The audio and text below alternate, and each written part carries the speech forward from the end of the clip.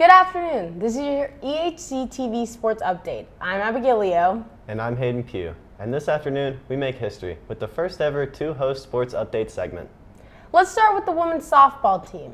After 2 losses on the road at Lenoir-Rhyne, the Wasps looked to get back into the win column with 2 games against Coker.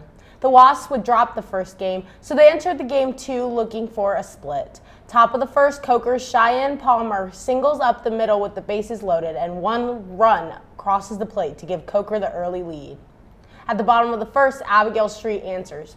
On the first pitch, we see Street hit a blast down the left field line and ties the game at 3-3, her 4th home run of the season. At the top of the 5th, Coker comes back as Maya Cribbs slips it just past the third baseman for a double, and 1 run would score. Coker would score 4 runs in the inning. Coker would stretch the lead as much as 6, but the Wasps bottle back as Hannah Booth gets the offensive going with this giant shot over the left center fence. However, the comeback falls just short and Coker gets the win with the Wasps falling 5-9 in the South Atlantic Conference. The baseball team made a trip to Tusculum for a 3-game series this past weekend. In the bottom of the second, Sawyer Pace gets the Pioneers on the board first, dropping this one just in front of the center fielder and getting his teammate home for the score. The Wasps would respond as Stephen Smith hits a short ground ball to the shortstop, who bobbles the ball. Smith finds safety at first, while Jared Hoppus finds his way home to score, and the Wasps take a 2-1 lead. But the batters for the Pioneers would wake up. In the 6th inning, Ben Skarts finds a gap in the right field that would lead to a double and 1 runner scoring. Tusculum would bring 5 runners home in this inning, and Skarts would celebrate his double by bringing the boom to second base. Tusculum would get the win in this game and would get the sweep in the 3-game series. The Wasps fall to 3-15 in the conference. Another day, another top 10 opponent for the men's lacrosse team who hosted LR. It took less than 2 minutes for the Bears to get on the board, with Ethan Peterson getting the unassisted goal to give LR the 1-0 lead.